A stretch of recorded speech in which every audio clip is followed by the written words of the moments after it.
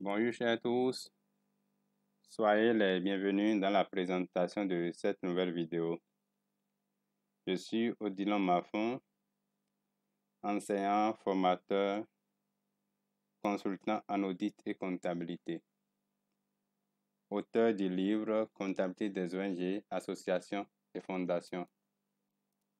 La sortie officielle de mon deuxième ouvrage intitulé Réussir son entretien d'embauche au poste de comptable est prévu pour le 22 juillet 2023 à Cotonou.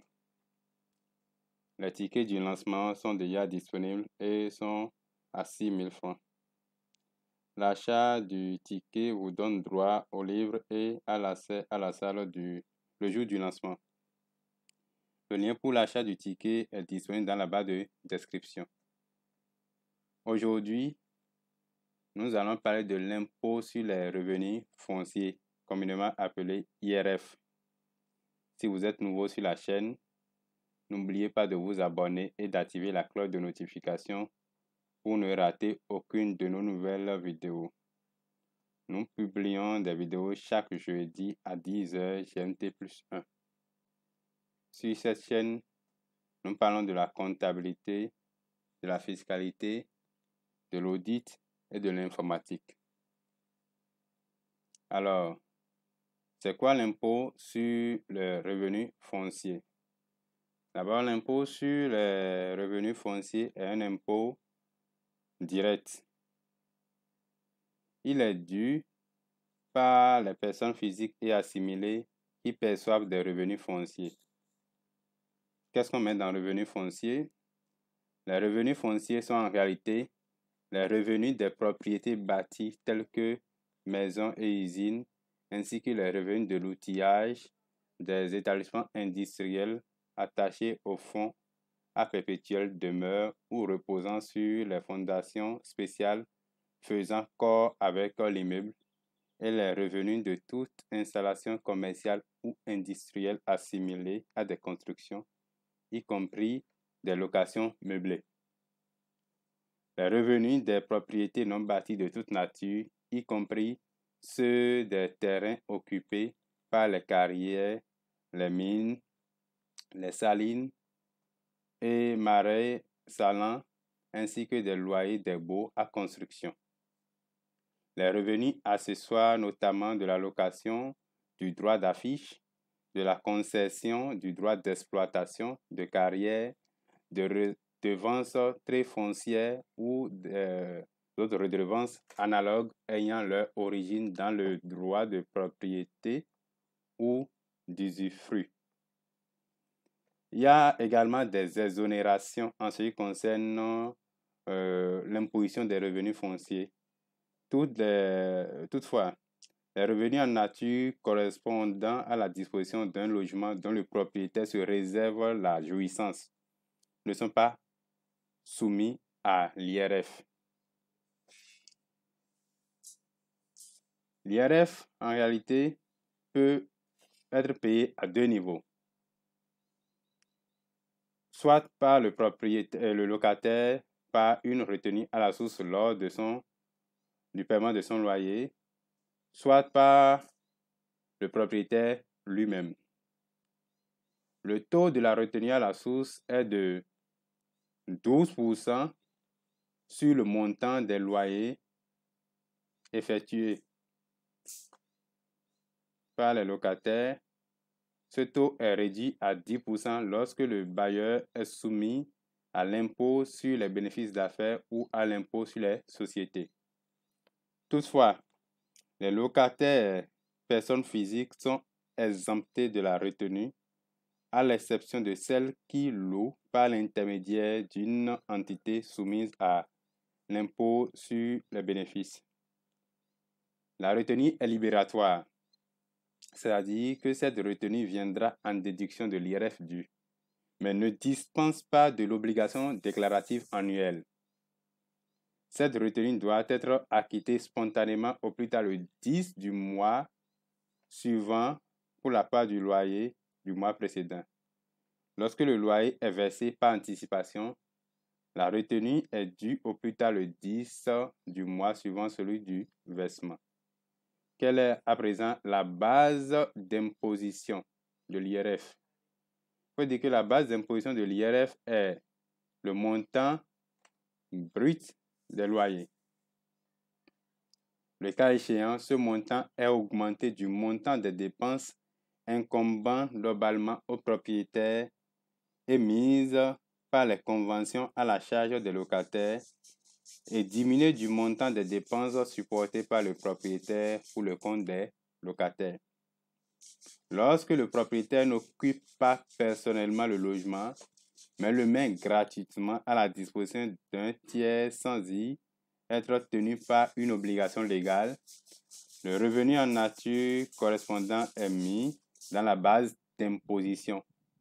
Les propriétés bâties sont imposées sur la base de leur valeur locative selon les modalités fixées par arrêté ministériel. Quel est le taux de l'IRF? Le taux de l'impôt sur les revenus fonciers est de 12%. Quelle est sa date de déclaration? Tout redevable de l'IRF est tenu de remettre au plus tard le 10 février de chaque année au service des impôts compétents un état annoté des noms de ses locataires, les loyers perçus l'année précédente ainsi que les retenues qui ont été pratiquées sur ces loyers. Les sociétés à prépondérance immobilière sont tenues, quant à elles, de déclarer avant le 31 janvier de chaque année au service des impôts du lieu du siège de la société. La situation d'immeuble, donc au plus tard le 31 janvier. Quelles sont en réalité alors les échéances de paiement de l'IRF? Il faut dire que l'IRF est payable en 4 acomptes, comme d'ailleurs l'IBA ou l'impôt sur la société. Le premier acompte est payé le 10 mars, le deuxième le 10 juin, le troisième le 10 septembre et le quatrième le 10 décembre. À part l'IRF, est-ce que le propriétaire a d'autres impôts et taxes à payer? La réponse est oui. En plus de l'IRF, le contribuable paye une redevance de 4 000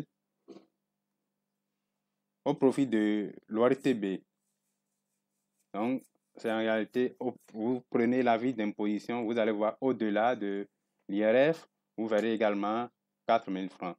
Donc, nous avons prévu quelques cas. Le cas numéro 1, nous avons Kokou qui est propriétaire d'un immeuble qu'il a loué à M. John, un opérateur économique pour y vivre avec sa famille. Le loyer mensuel est de 500 000.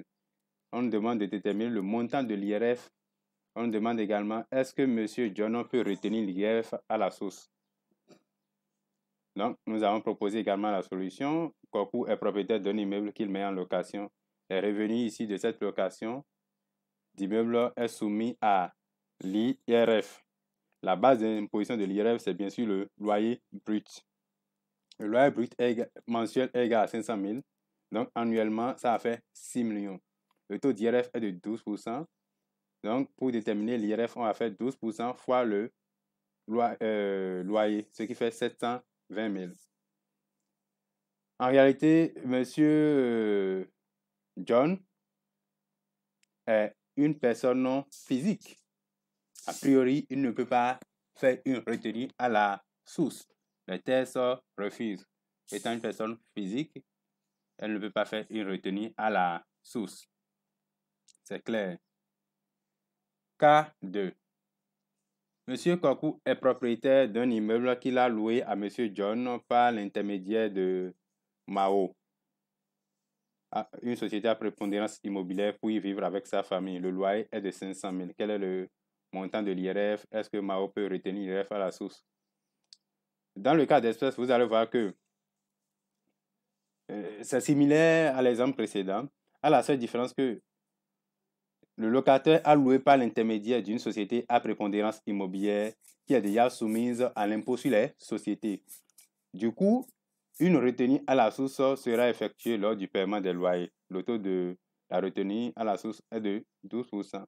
Le montant de la retenue à la source mensuelle sera égal alors à 500 000 fois 12%. Cas 3.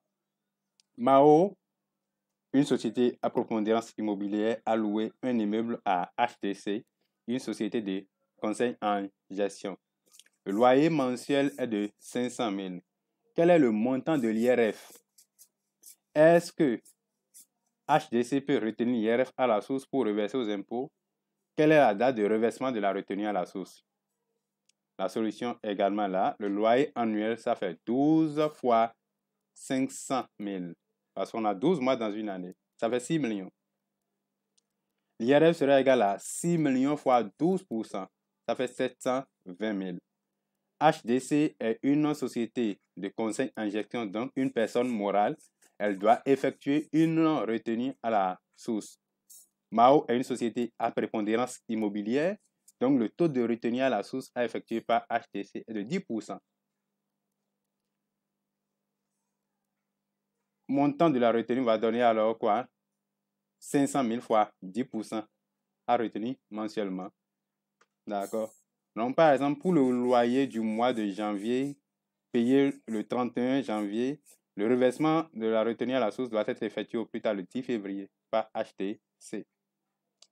Quatrième et dernier exemple, John est propriétaire d'un ensemble d'immeubles. Dans ce lot, Mao, une société à prépondérance immobilière, a loué un immeuble dont le loyer mensuel est de 1 500 000. Pour le reste des lots, c'est occupé par des personnes physiques pour un loyer mensuel de 8 500 000. À quelle date John doit déclarer ses revenus fonciers? Quel est le montant de l'IRF dû par M. John? Quel est le montant de l'IRF à payer par M. John? Quelles sont les échéances de paiement de l'impôt dû par M. John? À part l'IRF, quels sont les autres, impôts et taxes à payer par M. John? Il faut dire que tout redevable de l'IRF est tenu de remettre au plus tard le 10 février de chaque année au service des impôts compétents un état annoté des noms des seuls locataires, des loyers perçus l'année précédente, ainsi que les retenues qui ont été effectuées sur ces loyers. Donc, le 10 février, M. John étant une personne physique, il doit procéder à la déclaration de ses revenus. Quel est le montant de l'IRF dû par M. John? La base d'imposition de l'IRF est le montant brut des loyers. Le cas échéant, ce montant est augmenté du montant des dépenses incombant normalement aux propriétaires émises par les conventions à la charge des locataires et diminué du montant des dépenses supportées par le propriétaire pour le compte des locataires. On avait dit, lorsque le propriétaire n'occupe pas personnellement le logement, mais le met gratuitement à la disposition d'un tiers sans y être tenu par une obligation légale, le revenu en nature correspondant est compris dans la base d'imposition. On avait dit, les propriétaires bâtis sont imposés sur la base de leur valeur locative selon les modalités fixées par arrêté du ministre chargé des Finances. Dans le cas d'espèce, les revenus fonciers mensuels de M. John s'élèvent à 1 500 000 plus 8 500 000. Le tout fait en réalité 10 millions. Le montant des revenus annuels est égal à 12 fois 10 millions. Ça fait alors 120 millions. L'IRF dû serait égal alors à 12% fois 120 millions, ce qui nous donne 14 400 000. C'est aussi simple que ça. Quel est le montant de l'IRF à payer par M. John? On vient de déterminer ce qui est dû, ce qui est à payer. Là, qu'est-ce qu'il y a lieu de faire? Mao est une société à prépondérance immobilière et qui a loué un lot. Le loyer mensuel est de 1 500 000. Elle doit effectuer alors des retenues à la source pour les 12 mois, soit 1 500 000 fois 12 pour avoir le loyer annuel. Maintenant, on va faire fois 12%, puisque le taux de retenue à la source sera égal à 12%. Donc, le montant me fera alors 2 160 000. Le montant total des retenues s'élève donc à 2 160 000. La retenue à la source est libératoire, c'est ce qu'on avait dit. Donc, elle viendra en diminution de l'IRF dû. Donc, qu'est-ce qu'il y a lieu de faire? L'IRF à payer sera égal à l'IRF dû moins les retenues, ce qui fera alors 14 400 moins les 2 160 000. Ça nous donne alors 12 240 000. Quelles sont les échéances de paiement de l'IRF dû et le montant à payer à chaque échéance? C'est très simple. On a dit, on connaît le montant dû. Ça fait en réalité 14 400. On va faire diviser par 4. D'accord? Pour avoir le montant de la compte. Maintenant, étant donné qu'il a supporté des retenues, on va enlever ces retenues pour pouvoir maintenant savoir le montant de chaque compte à payer. Donc, nous, on va supposer que les montants sont payés trimestriellement, les loyers sont payés trimestriellement. La retenue trimestrielle serait égale à 1 500 000, parce que c'est le loyer mensuel fois 3, parce qu'on a 3 mois dans un trimestre, fois 0,12. Ça donne alors 540 000. Le premier compte, ça fait 14 400 divisé par 4 moins 540 000, ce qui me donne alors 3 60 000. On peut également faire directement 12 240 000 divisé par 4, ce qui donne le même résultat. À part l'IRF, quels sont les autres impôts que doit payer le contribuable? Nous avons dit ça. Il va payer 4 000 au profit de l'ORTB. Merci de votre aimable attention. Merci à tous ceux qui font l'effort de me suivre. Vos apports, suggestions et recommandations sont attendus dans les commentaires. À la prochaine pour une nouvelle vidéo.